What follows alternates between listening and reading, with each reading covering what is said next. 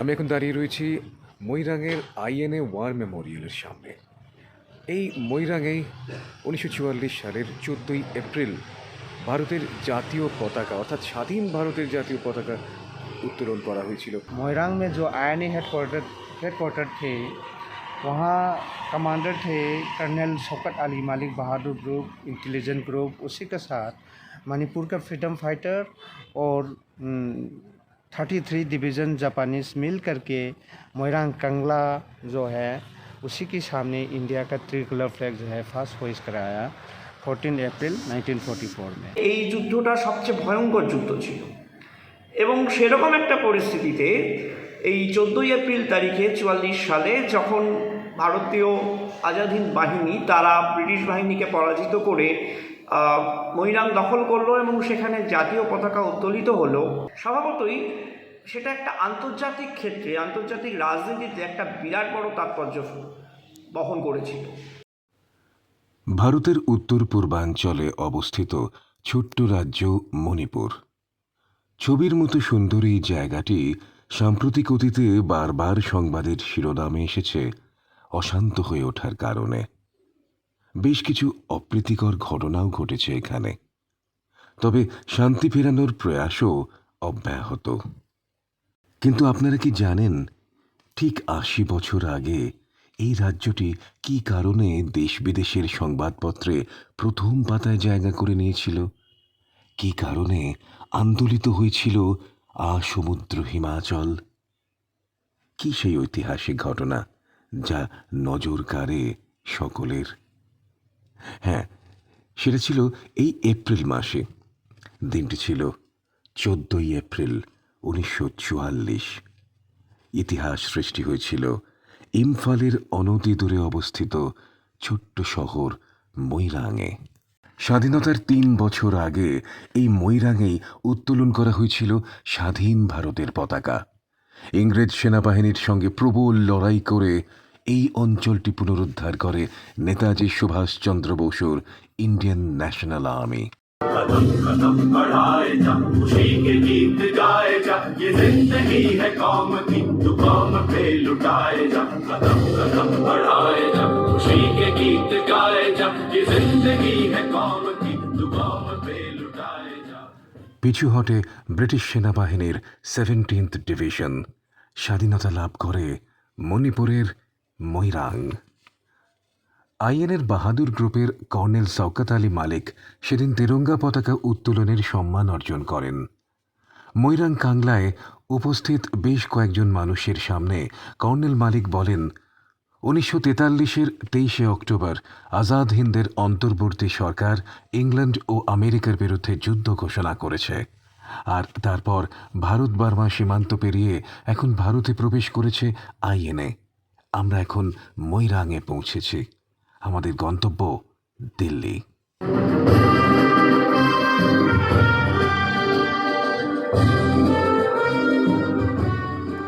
মৈরাংয়ের স্থানীয় মানুষ সে সময় তাদের সর্বস্ব দিয়ে আজাদ হিন্দ ফৌজকে সাহায্য করেছিলেন। স্বাধীনতা সংগ্রামী মাইরামবাম খাইরেম সিং আইএনএকে সমর্থনের কথা ঘোষণা করেন। খাদ্যদ্রব্য দিয়ে সৈনিকদের সাহায্য করেন কে খাংলিং সিং, আর সেই সঙ্গে হেমাম নীলমণি সিং তার বাড়িটি দিয়ে দেন ইন্ডিয়ান ন্যাশনাল আর্মিকে। আর ওটাই হয় স্বাধীন ভারতে প্রথম আইএনএ হেডকোয়ার্টার। হ্যাঁ, এই সেই বাড়ি যাকে সংরক্ষণ করা হচ্ছে।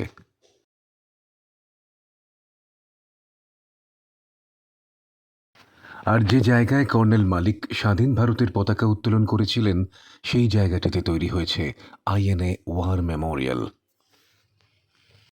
আমি এখন দাঁড়িয়ে রয়েছি মৈরাংয়ের আইএনএ ওয়ার মেমোরিয়ালের সামনে।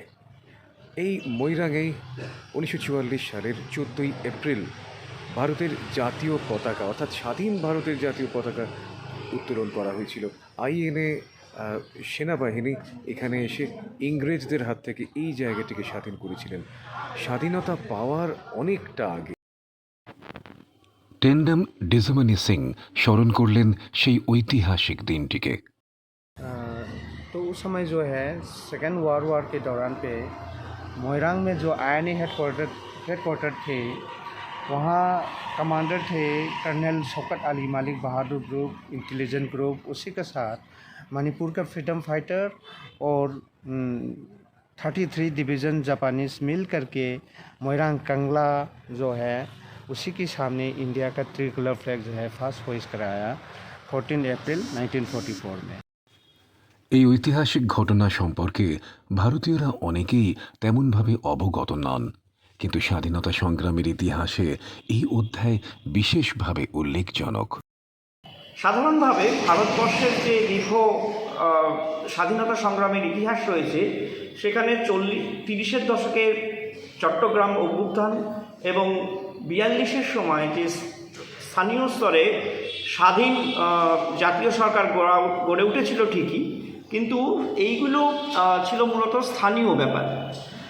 কিন্তু সুভাষচন্দ্র বসুর নেতৃত্বাধীন আজাদিন সরকার আরজি হুকুমত এদের কিন্তু আন্তর্জাতিক স্বীকৃতি ছিল এবং সেই সময় বিশ্বযুদ্ধ চলছিল এবং বিশ্বযুদ্ধ খুব একটা ডিসাইসিভ বা সিদ্ধান্তমূলক জায়গায় পৌঁছে গেছিল প্রশান্ত মহাসাগরীয় যুদ্ধ।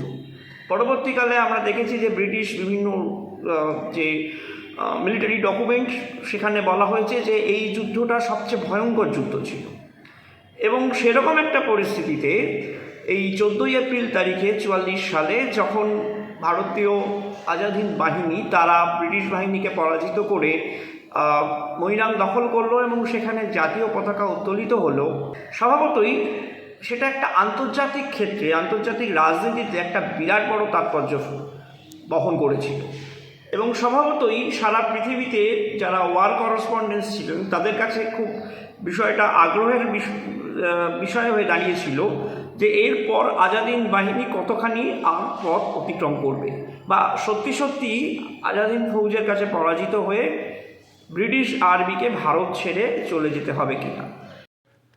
না, এই যুদ্ধে চূড়ান্ত সাফল্য পায়নি আজাদ হিন্দ ফৌজ। দিল্লি পৌঁছতে পারেনি ইন্ডিয়ান ন্যাশনাল আর্মি। এই অঞ্চলটিও ইংরেজ সৈনিকরা পুনর্দখল করে কয়েক মাস পরেই। কিন্তু সম্মুখ সমরে ইংরেজদের মতো প্রবল প্রতিপক্ষের বিরুদ্ধেও যে লড়াই করা যায়, সাফল্য পাওয়া যায়, তা প্রমাণ করেন আজাদ হিন্দ ফৌজের অসমসাহসী এই জওয়ানরা।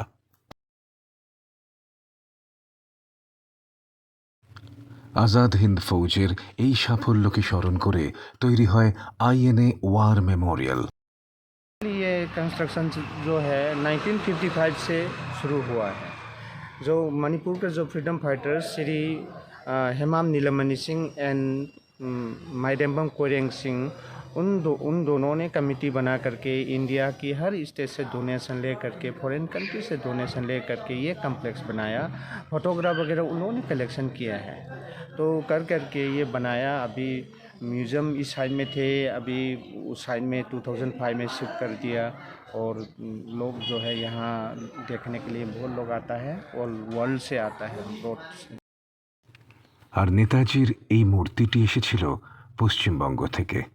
स्टेचू जो है ये सेकेंड स्टेचू है। जो फर्स्ट स्टेचू इसी जगह पर यहाँ का अननोन पर्सन लोगों ने 7 जुलाई 1993 में बम ब्लास्ट करके तोड़ने के बाद फिर दूसरा दे करके यहाँ इनबिल्ड किया है सेम 1993 में। ये वेस्ट बंगाल गवर्नमेंट ने फ्री गिफ्ट में दिया था, पहले भी दिया, ये भी दिया है। সরকারি প্রয়াস ও ব্যক্তিগত সহযোগিতায় তৈরি এই ওয়ার মেমোরিয়াল আজও বহন করে স্বাধীনতা সংগ্রামের ইতিহাসের উল্লেখজনক এই সাফল্যকে, যা নাড়িয়ে দিয়েছিল ইংরেজ শাসনের ভিতকে, প্রশস্ত করেছিল ভারতের স্বাধীনতাকে। कदम कदम बढ़ाए जा, खुशी के गीत गाए जा, ये जिंदगी है कौम की, तू कौम पे लुटाए जा। कदम कदम बढ़ाए जा, खुशी के गीत